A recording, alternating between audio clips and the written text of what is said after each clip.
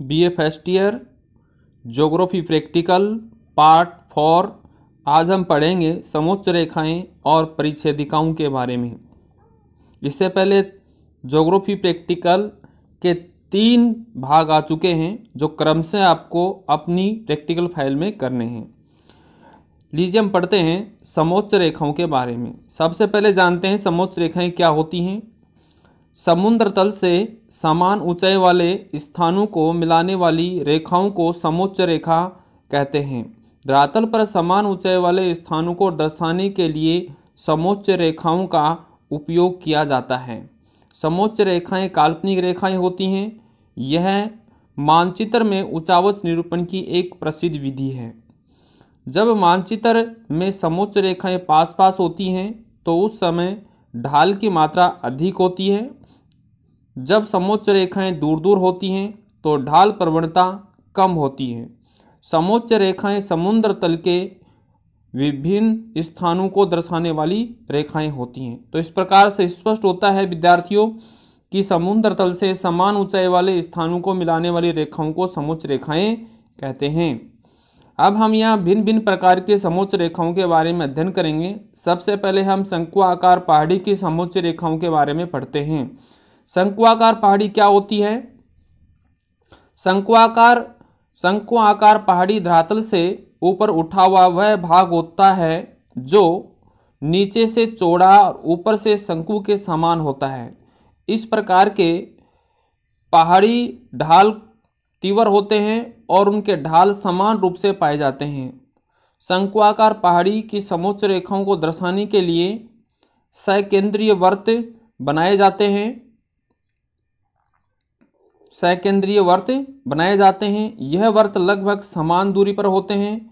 इनका मान केंद्र से बाहर की ओर समान होता जाता है। शंक्वाकार पहाड़ी। अब देखिए इसमें समोच्च रेखाएं किस प्रकार से निर्मित करते हैं। सबसे पहले आपको एक चौकोर आकृति के अंदर अपनी फाइल में एक चौखटा बनाना है, इस प्रकार से जैसा इसमें दिया गया है। उसके बाद में इसमें समान ऊंचाई वाली रेखाएं खींच करके इनको दोनों किनारों को आपस में मिला देना है।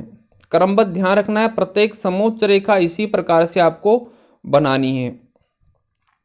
तो इस तरीके से आप सबसे पहले क्या बनाएंगे, एक चौकोर आयताकार आकृति निर्मित करेंगे अपनी वर्कबुक में। उसके बाद उस पर समान दूरी पर इस तरीके से रेखाएं खींचेंगे। ऐसे रेखाएं खींचने के बाद आपको इसके ऊपर एक रेखा खींचनी है इस तरीके से। ठीक है, स्टेप याद रखना है आपको। अगर समोच्च रेखाएं सही बनानी है तो स्टेप को फॉलो करना होगा। इसके बाद में आपको जो आकृति बनानी है, जैसे यहाँ पर हम शंक्वाकार पहाड़ी बना रहे हैं तो यहाँ पर पहाड़ी का एक चित्र इस तरीके से बनाना है। शंक्वाकार पहाड़ी ऊपर से सकरी होती है और नीचे से चौड़ी होती है। इसके दोनों ढाल, दायां ढाल और बायां ढाल, दोनों ही ढाल इसके बराबर होते हैं। तो आप समझ गए होंगे। तो पहली स्टेज क्या है, एक चौखटा बनाना है। उसके बाद इसमें समोच्च रेखाएं इस तरीके से सीधी सीधी रेखाएं खींचनी है। उसके बाद एक रेखा ऊपर खींचनी है। उसके पश्चात आपको उस पर आकृति निर्मित करनी है। जो भी आकृति आपको इसके अंदर बनानी है, चाहे पहाड़ी की बनाओ, पठार की बनाओ, भृगु की बनाओ, घाटी की बनाओ, तो वो घाटी की आकृति इसमें निर्मित करनी है। उसके बाद में आप इस पर इससे, जैसे आप देखिए यहाँ आप देख रहे हैं ये जो रेखा यहाँ पर दी गई है, देखिए ये जो आपने यहाँ से रेखाएं खींची गई थी, इन रेखाओं से मिल रही, जैसे पहाड़ी की ये ढाल है, इस ढाल पर इस स्थान से एक तो इधर से रेखा जा रही है, ये रेखा ये ऊंचाई को दर्शाने वाली रेखा है, और यहाँ से ये रेखा मिल रही है इस ढाल की रेखा। तो आप इसमें ध्यान देंगे कि ये जो भाग यहाँ दर्शाया गया है, ये जो रेखाएं खींची गई हैं जितनी भी, इस तरीके से ये रेखाएं जहां पहाड़ी के ढाल या कोई भी आकृति के ढाल को स्पर्श करती हैं, किसी भी ढाल के स्पर्श करती हैं, जैसे ये रेखा इस स्थान से स्पर्श कर रही है तो यहाँ पर ये ढाल इस स्थान से स्पर्श कर रहा है, तो इस ढाल के स्पर्श से आपको सीधी सीधी ऊर्ध्वाधर रेखाएं खींचनी है ऊपर की तरफ। इस तरीके से ये ढाल स्पर्श कर रहा है तो इसके सारे आपको रेखाएं ऊपर की ओर स्पर्श खींचनी है। इस तरीके से ये रेखा इस स्थान पे स्पर्श कर रही है, तो यहाँ से आपको सीधी सीधी रेखाएं खींचनी है। इस प्रकार से इस भाग में देखेंगे तो इस भाग में आप यहाँ पर स्पर्श कर रही है इस स्थान से, तो यहाँ से आपको सीधी सीधी रेखाएं ऊपर इस रेखा तक खींचनी है। उसके बाद यहाँ से आपको सीधी सीधी रेखा खींचनी है। जहाँ मिल रही हैं इसका ध्यान रखना विशेष रूप से, जहाँ ये मिल रही हैं पहाड़ी का ढाल और ये जो रेखा, जो ऊंचाई वाली रेखा जहाँ मिलती हैं, जैसे ये इस स्थान पे मिली हुई है, ये इस स्थान पे मिली हुई है, ये इस स्थान पे, तो यहाँ से आपको रेखा खींचनी है। बच्चे यहीं से गलती करते हैं, यहाँ ही गलती करोगे आप लोग, मुझे मालूम है, तो इस बात का आप विशेष ध्यान रखेंगे। तो इस तरीके से आपको इसका निर्माण करना है। देखिए यहाँ पर ये रेखा यहाँ पर मिली हुई है, इस स्थान से देखिए आप बिल्कुल इन दोनों को स्पर्श करते हुए दोनों रेखा जहाँ मिल रही है वहीं रेखा खींचनी है। ये रेखा भी देखिए इस स्थान से, यहाँ पर देखो आप, ये दोनों रेखा यहाँ एक दूसरे से मिली हुई हैं, तो इसी तरीके से आपको खींचनी है। उसके बाद में ये जो ऊंचाई वाली रेखाएं हैं, जैसे बाहर की रेखा, आप देखिए इसमें ये बाहरी रेखा है और ये बाहरी रेखा है, इसको मिलाने वाली रेखा पर आपको, दोनों को मिलाने वाली रेखा पर एक वर्त खींचना है, क्योंकि इसकी ऊंचाई और इसकी ऊंचाई एक समान है। देखिए रेखा ऐसे मिली हुई है, तो इसकी ऊंचाई और इसकी ऊंचाई एक समान है, तो ये रेखाएं ऊपर जाकर के इस समोच्च रेखा के द्वारा दर्शाई जाएंगी। फिर उसके बाद इस रेखा की ऊंचाई और इस रेखा की ऊंचाई एक समान है, तो इसको मिलाने वाली आपको इस तरीके से रेखा खींच देनी है। फिर इसकी ऊंचाई इधर, इसकी ऊंचाई बराबर है, तो इसको मिलाने वाली भी आपको एक रेखा खींच देनी है। तो इस तरीके से आप इसका निर्माण कर सकते हैं। ठीक है, तो इस तरीके से एक समोच्च रेखीय मानचित्र भूआकृति का निर्माण होगा। ये स्टेप, ये तरीका प्रत्येक समोच्च रेखा में इस्तेमाल करना है। यदि आप दूसरे तरीके से बनाने का प्रयास करेंगे तो गलत हो जाएगा। फिर उसके बाद ये नाम लिख देंगे इस पर, जैसे 0 मीटर, ये 200 मीटर की ऊंचाई पे, ये 400 मीटर की ऊंचाई पे, 600 और ये 800 मीटर की ऊंचाई पे। अब इसमें इन समोच्च रेखाओं पर भी आपको नाम लिख देना है। समोच्च रेखा पर जैसे यहाँ पर दिया है 200, 400 और 600, ये इनके बीच में लिखना है, रेखाओं के बीच में आपको ये लिखना है, रेखाओं के बीच में लिखना है। आप इसका ध्यान रखेंगे। इसके बाद देखिए पठार, इसके बाद हम पढ़ते हैं दूसरी आकृति पठार।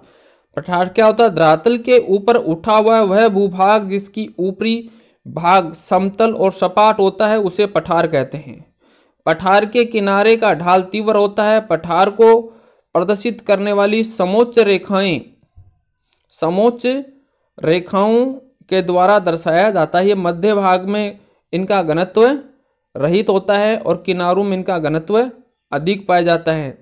इसके किनारे तीव्र ढाल वाले होते हैं। तो आप देखिए पठार बनाने के सबसे पहले आपको क्या करना पड़ेगा, एक चौकोर आकृति बनानी है। उसके बाद ऊंचाई दर्शाने वाली रेखाएं खींचनी है आपको, ऊंचाई दर्शाने वाली रेखाएं खींचनी है इस तरीके से जो यहाँ खींची गई हैं, इस तरीके से ये ऊंचाई को दर्शाने वाली रेखाएं हैं। इसके बाद ऊपर एक सीधी रेखा खींचनी है, ये जो समोच्च रेखाओं का आधार रहेगी। इसके बाद में आपको पठार की आकृति बनानी है। ये पठार की आकृति निर्मित हो गई। फिर आपको जैसे उसमें बताया था, जैसे यहाँ से ये रेखा ऊपर मिल रही है, उसके बाद इस तरीके से इन रेखाओं को मिलान करते हुए आप इनको लिखेंगे। उसके बाद इसके ऊपर ऊंचाई लिख देंगे 0, 500 मीटर, 1000 मीटर और 1500 मीटर इस तरीके से। उसके बाद लास्ट में जैसे इसकी ऊंचाई और इस रेखा की ऊंचाई बराबर है, तो जो रेखा समान ऊंचाई वाली हैं उनको एक रेखा के द्वारा मिलान कर देंगे इस तरीके से। दूसरी ये देखिए यहाँ पर ये जो रेखा है ये कितनी की है, 1000 मीटर की, ये यहाँ पर मिल रही है 1000 मीटर पर, ये देखिए। तो इसी तरीके से इधर जो इधर वाली भी कितने की है, ये 1000 वाली है। तो 1000 मीटर की ऊंचाई वाली रेखाओं को आपस में मिलाना है। इस तरीके से 1500 मीटर की ऊंचाई की जो रेखा है उसको ये इधर और इधर भी 1500 मीटर की ऊंचाई वाली रेखा है, तो इसको मिला देना है। तो इस तरीके से फिर इनके बीच में आपको नाम लिखना है, रेखा के बीच में लिखना है, ऊपर या नीचे नहीं, रेखा को बीच में से काट करके आपको नाम लिखना है। और इसमें आप लिख देंगे 500 मीटर, 1000 मीटर और 1500 मीटर, क्योंकि ये सबसे ऊपर का भाग बीच में आ रहा है तो 1500 मीटर हो गया। तो इस तरीके से आपको पठार का निर्माण करना है। आपने देखा शंकुआकार पहाड़ी और पठार, ये दोनों आकृतियां जो मैंने आपको समझाई है, सभी आकृतियां इसी तरीके से बनानी, विधि इस्तेमाल यही करनी है, आपको विधि यही इस्तेमाल करनी है। चलो फिर से बताता हूँ, एक बार ध्यान से समझ लीजिए। सबसे पहले आपको एक चौकोर आकृति बनानी है अपनी फाइल में, उसके बाद में उसको ऊंचाई दर्शाने वाली रेखाएं बनानी है, उसके बाद एक रेखा ऊपर बनानी है, उसके बाद जो भी आकृति आपको दर्शानी है, पर्वत, पठार, मैदान, घाटी, जो भी बनाना है इसके अंदर आप इस आकृति बना देंगे। फिर इन समोच्च रेखाओं को मिलाने वाली रेखाएं खींचेंगे, उसके बाद इनमें दर्शा देंगे, इनका नामकरण कर देंगे। इस तरीके से आपका समोच्च रेखा विधि यही इस्तेमाल करनी है। इसके बाद आता है भृगु। भृगु सागरीय तटीय भागों के ऊपर उठी हुई, समुद्र की ओर निकली हुई एक ढाल वाली एक लंबी चट्टान है, जिसको भृगु कहा जाता है। चट्टान का ऊपरी भाग खड़ा होता है और सागर की ओर झुका होता है। तो आप यहाँ देख सकते हैं ये भृगु क्या करती हैं, तरीका आपको वही है। सबसे पहले आप इसका चौकटा बनाएंगे, उसके बाद इसमें ऊंचाई के लिए रेखाएं खींचेंगे, रेखाएं खींचने के बाद में आप इसमें मीटर की ऊंचाई लिखेंगे। उसके बाद में आपको ये इस तरीके से ये समोच्च रेखाएं जो बनाई गई हैं, इन समोच्च रेखाएं जहां मिलान कर रही हैं उस स्थान से फिर उनके बीच में यहाँ पर मीटर की ऊंचाई लिख देंगे। इस प्रकार से आता है जलप्रपात। जब नदी का जल ऊंचाई से नीचाई की ओर लंबवत रूप में गिरता है तो जलप्रपात का निर्माण होता है। यह नदी द्वारा निर्मित होता है। स्थलाकृति स्वरूप यह जलप्रपात जहां ढाल अधिक तीव्र होता है और समोच्च रेखाएं एक दूसरे को मिली हुई होती है। अब इसमें ध्यान देने वाली बात होती है कि जलप्रपात जो होता है उसमें देखिए ये जो भाग आप यहाँ देख रहे हैं ये ऊंचाई से नीचाई की ओर जल गिर रहा है, और ये जो रेखा यहाँ मिली हुई है ऊपर जा रही है, ये रेखा में देखो यहाँ 300 मीटर और 400 मीटर की रेखाएं दोनों एक जगह मिल रही हैं। मैंने आपको पहले बताया था जब समोच्च रेखाएं पास पास होंगी तो ढाल अधिक होता है। जब समोच्च रेखाएं दूर दूर, देखिए 100 मीटर की समोच्च रेखा और 200 मीटर की समोच्च रेखा जो दिख रही है आपको, 200 मीटर और ये 100 मीटर के बीच में अंतराल है, तो अंतराल है। तो यहाँ भी आप देख रहे हैं यहाँ पर ढाल कैसा है, मंद ढाल है। और इसके बाद आप यहाँ देखिए यहाँ समोच्च रेखा 300 मीटर और 400 मीटर की है, तो यहाँ पर ढाल तीव्र है। तो दो रेखाएं जहाँ आपस में मिली हुई होंगी वहां पर ढाल अत्यधिक तीव्र होगा। अब उसके बाद में देखिए 500 मीटर और 600 मीटर के बीच में अंतराल देखिए, ये रेखाएं दूर दूर हैं तो यहाँ पर ढाल मंद पाया जाता है। तो इस तरीके से आप जलप्रपात का निर्माण करेंगे। इसके बाद आता है कगार। कगार किसी भी पहाड़ी या पठार का खड़ा ढाल या तेज ढाल वाला किनारा होता है। इसका निर्माण चट्टानों के भ्रंश क्रिया से होता है। इसमें चट्टानें झुकी हुई रूप में पाई जाती हैं। कगार को दिखाने वाली समोच्च रेखाएं पास पास होती हैं परंतु एक दूसरे को काटती नहीं है। यह कगार क्या करती है यहाँ पे आप देख सकते हैं। यहाँ पर आपको देखिए समोच्च रेखा है, ये रेखा के सहारे समोच्च रेखाएं खींची गई हैं। ये इधर धरातल पर दर्शाने वाली ऊंचाई को दर्शाने वाली रेखाएं हैं। तो इसमें सबसे पहले आपको एक अपना चौकटा बनाना है, आकार बनाना है इसके आयताकार। उसके बाद में इसमें समोच्च रेखाएं दर्शाने वाली 400 मीटर, 500 मीटर, 600 मीटर और 800 मीटर की जो रेखाएं हैं वो रेखाएं खींचनी है आपको। उसके बाद भी इसमें मीटर लिख देना है और जहां पर एक आकार की आकृति में मिल रही हैं उस प्रकार से ऊपर समोच्च रेखा इनको दर्शा देंगी। इसके बाद आता है अवतलन अवतल ढाल। इस प्रकार की स्थलाकृति के ऊपरी भागों में ढाल तीव्र होता है, किनारे जिसके निचले भागों में ढाल मंद होता है। इसके ऊपरी भागों में समोच्च रेखाएं पास पास होती हैं तथा निचले भागों में समोच्च रेखाएं दूर दूर होती हैं। ये देखिए अवतल ढाल होता है। अवतल ढाल में इसका जो ऊपर का भाग होता है यह तीव्र ढाल है और जैसे जैसे नीचे की तरफ जाएंगे इसका ढाल मंद होता चला जाएगा। तो सबसे पहले आपको क्या करना है, इस तरीके से इसके चौकटा बनाना है, चार आकृति बनानी है, बाउंड्री बनानी है। उसके बाद में इसको मिलाने वाली ये इधर 50, 100, 150, 200, 250, 300 मीटर की ऐसे समोच्च ऊंचाई वाली रेखाएं खींचनी है। ऊंचाई वाली रेखाएं खींचने के बाद आपको इस पर आकृति बनानी है। ये जो आप आकृति देख रहे हो इस आकृति का निर्माण करना है। यह आकृति जब यहाँ से निर्मित हो जाएगी इस तरीके से, तो उसके बाद में आप पर इस पर एक समोच्च रेखाएं इस तरीके से मिलान करेंगे। ये इसकी आधार रेखा है, इससे ऊपर ये रेखा नहीं जानी चाहिए। इस तरीके से आप इन रेखाओं को खींचेंगे और जहाँ ढाल होगा वहाँ पास पास होंगी। उसके बाद में आप ये समोच्च रेखाओं का मिलान कर देंगे। समोच्च रेखा देख लेना, ये यहाँ पर आ रही है, नीचे से ऊपर की ओर खींची गई रेखा इस स्थान पे है। तो समोच्च रेखा भी इसी स्थान से स्पर्श करती हुई जानी चाहिए। ये रेखा इस स्थान पे है तो समोच्च रेखा इस स्थान से स्पर्श करती हुई आगे जानी चाहिए, अन्यथा ये डायग्राम गलत होगा। इसमें सावधानी रखना बहुत जरूरी है। जैसे सावधानी क्या क्या रखोगे आप, जैसे इसके बीच में, रेखा के बीच में आपने मीटर लिखे हुए हैं तो मीटर आपको इसके बीच में ही लिखने हैं रेखा को काट करके। दूसरी सावधानी क्या रखनी है, जहाँ ये जो रेखाएं 100 मीटर की, 150 मीटर की, 200 मीटर की, इस तरीके से रेखाएं जहाँ मिली हुई हैं, वो रेखाएं जहाँ इस भुआकृति को स्पर्श करती हैं, जैसे ये यहाँ स्पर्श कर रही है तो इस स्पर्श कर रही रेखा से आप इस लाइन तक रेखा खींचनी है। जो ये रेखा आपने खींची हुई है इस रेखा तक ये आपको रेखा खींचनी है। उसके बाद में जब आप इस पे समोच्च रेखा बनाएंगे तो वो समोच्च रेखा भी इसी को स्पर्श करती हुई जानी चाहिए। यहाँ स्पर्श करेगी, ये यहाँ स्पर्श कर रही है तो यहाँ से ऊपर की तरफ रेखा खींचेंगे, ये रेखा इस स्थान पे आएगी और समोच्च रेखा भी इसी स्थान को स्पर्श करनी चाहिए। मतलब ये खड़ी रेखा को समोच्च रेखा स्पर्श करनी चाहिए इस तरीके से, यहाँ पर, ये यहाँ पर, ये यहाँ पर, जैसा इसमें दर्शाया गया है, अन्यथा आपका चित्र गलत हो जाएगा। इसके बाद आता है सीढ़ीदार ढाल।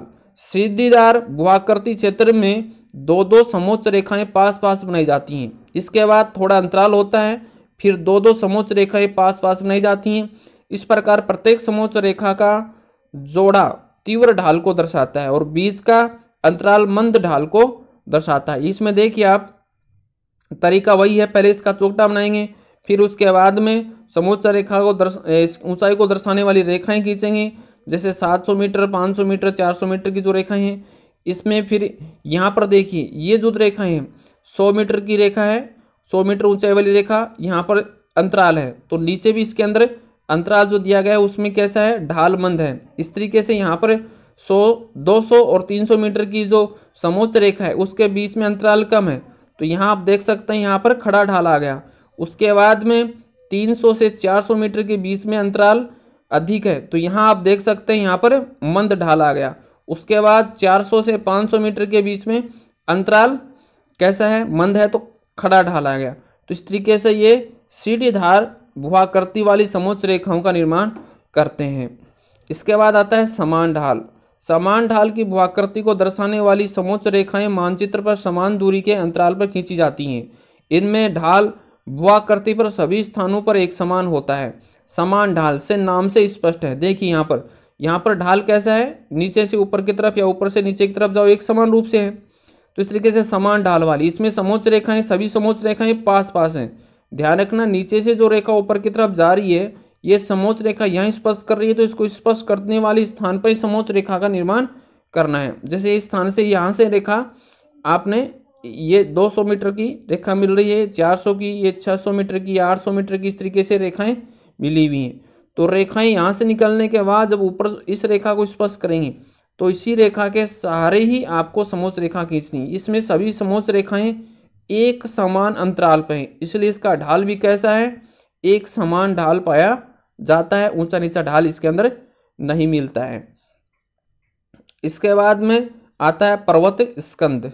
किसी पर्वतीय भाग में से निम्न ऊंचाई वाले क्षेत्रों की ओर फैला हुआ भाग पर्वत स्कंद कहलाता है। इसमें समोच्च रेखाएं अंग्रेजी भाषा के वी अक्षर के समान दर्शाई जाती हैं। तरीका वही है, इसका चौकटा बनाएंगे, फिर उसके अंदर समोच्च रेखाओं की ऊंचाई को दर्शाने वाली रेखाओं को खींचेंगे। ये रेखाएं के बाद इसके बाद इसमें ऊंचाई लिखेंगे जो मीटर में होगी। उसके बाद बीच में एक रेखा खींचनी है आपको, फिर वही तरीके से समोच्च रेखाएं जैसे इस डायग्राम में बनाई गई हैं उस प्रकार से आपको बनाना है। देख करके काम साफ सुथरा और स्पष्ट होना चाहिए। इसके बाद आता है झील। भूमि के द्वारा चारों ओर से घिरा हुआ जल का विस्तृत भाग झील कहलाता है। झील को दर्शाने वाली समोच्च रेखाएं वर्ताकार होती हैं। इन रेखाओं को लंबाकार रूप में दर्शाया जा सकता है। ये देखिए झील एक क्या होती है, गहरी घाटी होती है, इस तरीके से नीचे से धसी हुई। अब तक हमने ऊपर उठे हुए भूभाग पढ़े हैं तो अब इसमें पढ़ेंगे धसे हुए भूभाग।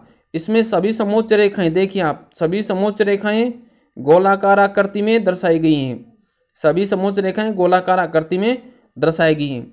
इसमें जो सबसे नीचा का भाग है वो सबके बीच में आता है और सबसे ऊंची जो समोच्च रेखा है 650 मीटर की वो सबसे बाहर की में आती है।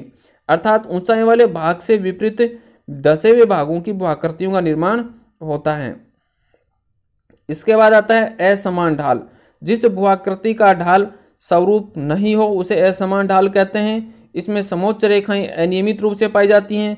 ये कभी कभी पास पास होती हैं तो कभी दूर दूर होती हैं। तो असमान का मतलब आप समझ गए हैं। सबसे पहले चौकटा बनाएंगे, समोच्च रेखाओं दर्शाने वाली ऊंचाई की वाली रेखाएं खींचेंगे। उसके बाद इसको जहां समोच्च रेखाएं मिल रही हैं उसके अनुसार इसका निर्माण करेंगे। ये देखिए यहाँ ढाल कैसा है, समोच्च रेखाएं दूर दूर है, ढाल मंद है, या समोच्च रेखाएं पास हैं, ढाल अधिक है, यहाँ पास है, फिर ढाल तीव्र है, फिर यहाँ समोच्च रेखाएं दूर हैं तो मतलब यहाँ पर ढाल मंद है। तो इस तरीके से कभी पास दूर, तो इस असमान जो ढाल होता है वहाँ समोच्च रेखाएं कभी पास पास होती हैं तो कभी दूर दूर होती हैं।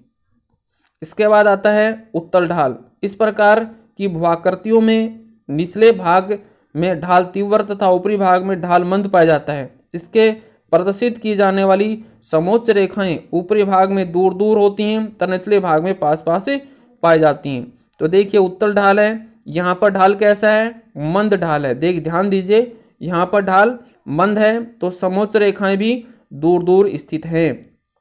इसी प्रकार से नीचे की ओर जाएंगे तो इस स्थान पर ढाल हो जाता है मंद ढाल होने के कारण से यहाँ समोच्च रेखाएं देखिए बिल्कुल पास पास पास दर्शाई गई हैं।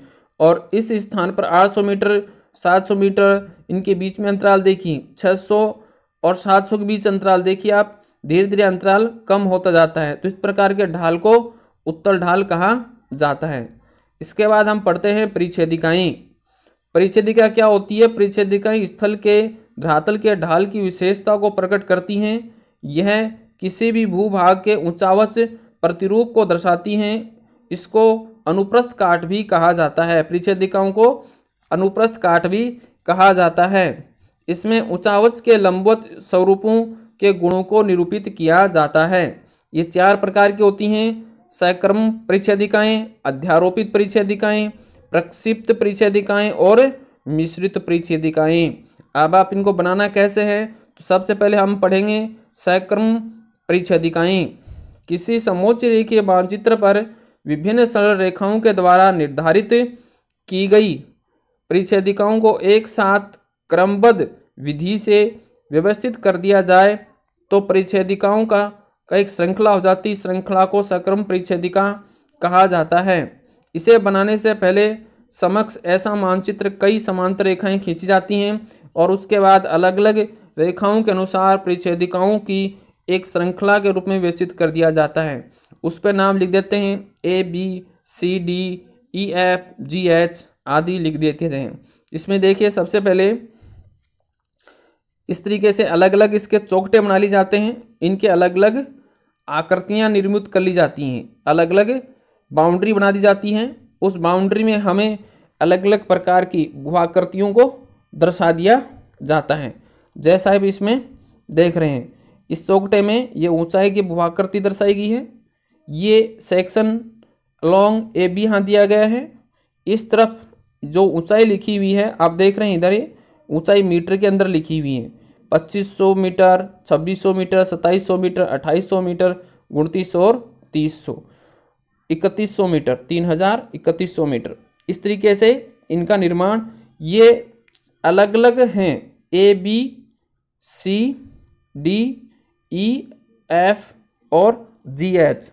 इस तरीके से इसमें 4 अलग अलग पेटियों में, अलग अलग चौखटों में या अलग अलग आयतों में इसको दर्शाया गया है। इसको बोलते हैं सक्रम परिच्छेदिका। आप भी अपनी फाइल में इसी तरीके से इसका निर्माण करेंगे, बीच में इसमें आभें डाल देंगे। इसके बाद में अध्यारोपित परिच्छेदिका।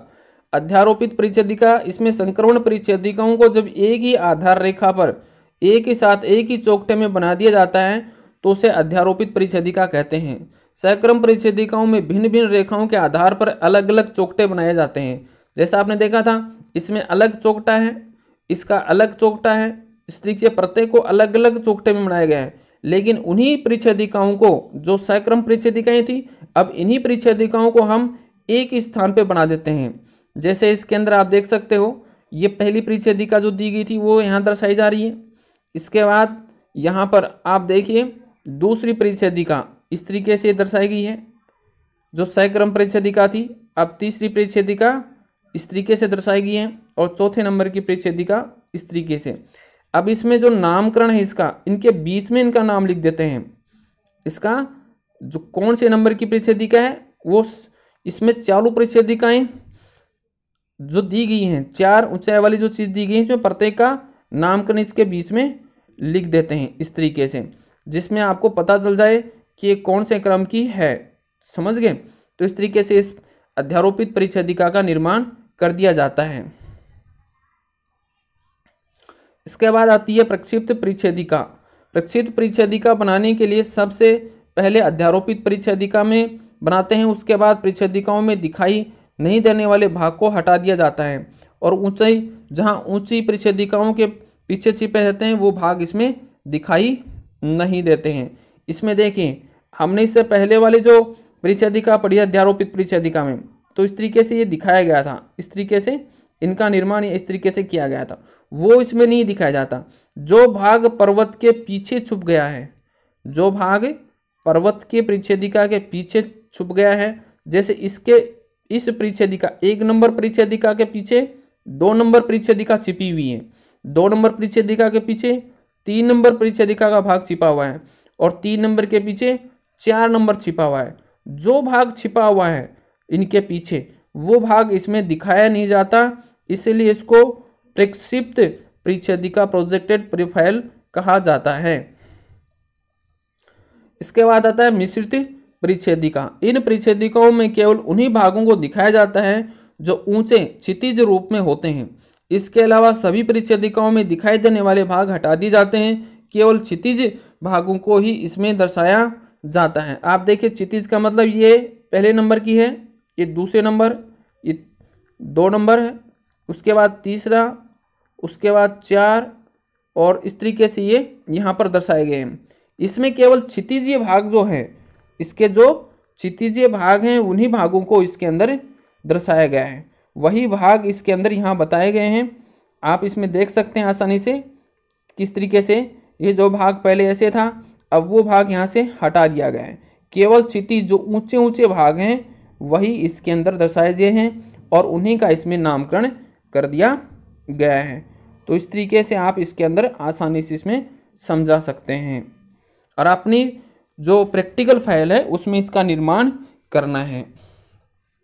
आप तो ये जो वीडियो है इस वीडियो को आप ज़्यादा से ज़्यादा लोगों के पास शेयर कीजिए और जितने भी विद्यार्थी आपके संपर्क में हैं सबको बताइए। अपनी फाइल बनाते समय एक फाइल में आप एक परिच्छेदिका निर्मित करेंगे। फाइल के आकार को ध्यान में रखते हुए समोच्च रेखाओं का निर्माण करना है, या तो एक पेज के ऊपर आप 4 समोच्च रेखाएं बना सकते हैं या एक पेज में 2 समोच्च रेखाएं बना करके आप उसका वर्णन कर सकते हैं। तो इस तरीके से समोच्च रेखाएं और परिच्छेदिकाओं का टॉपिक, इससे पहले 3 टॉपिक आ चुके हैं, 3 क्लास आ चुकी हैं आपकी, और उनको अच्छी तरीके से बढ़िया साफ सुथरे ढंग से बनाएंगे। डायग्राम जितने भी कच्ची पेंसिल से बनाइए, उसे समझिए और मिलान कीजिए। अगर सही बने हैं तो फिर मिटा तो उसको ब्लैक पेन से कर दीजिए, अगर गलत बने हैं तो उन्हें पेंसिल के भाग को मिटा करके फिर से उसे सही बनाइए। डायरेक्ट ब्लैक पेन से नहीं करना है, डायग्राम डायरेक्ट ब्लैक पेन से करोगे तो याद रखना है ब्लैक पेन कभी साफ नहीं किया जा सकता है, कच्ची पेंसिल को ही सफेद कागज से हटाया जा सकता है, ये ध्यान रखना है।